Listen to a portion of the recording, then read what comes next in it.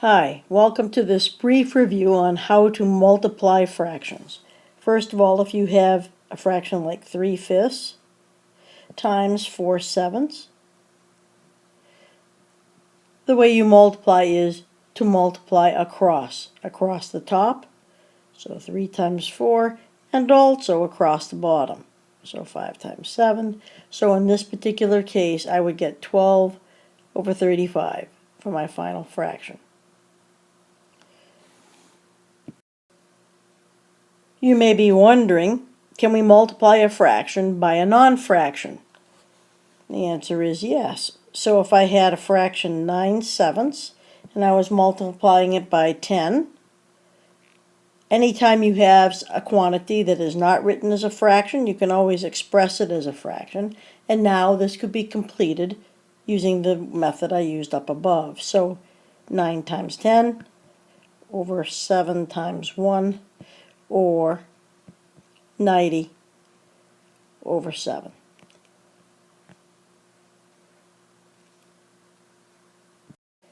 The question you may have been wondering is, do I need a common denominator in order to multiply two fractions?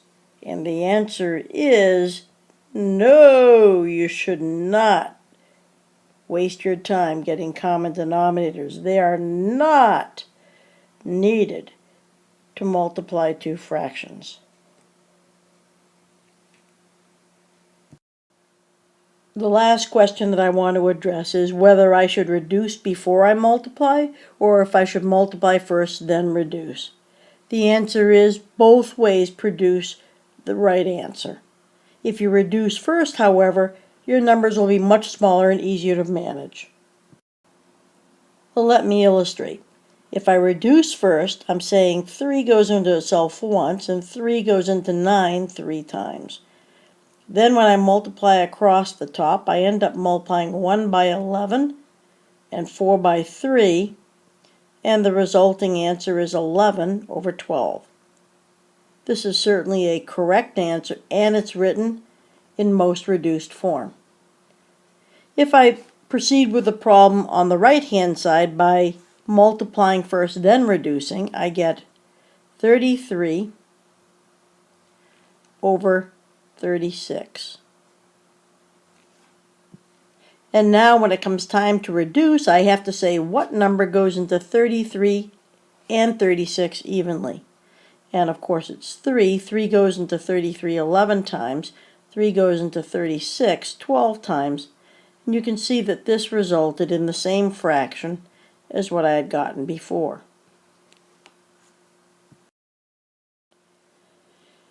The advantage to reducing first is it's much easier, at least for me, to see the small numbers 3 and 9 and think about what would go evenly into both of them.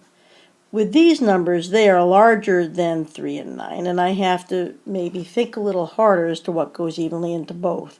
So reducing before is the better way to do it because your numbers are smaller and easier to manage.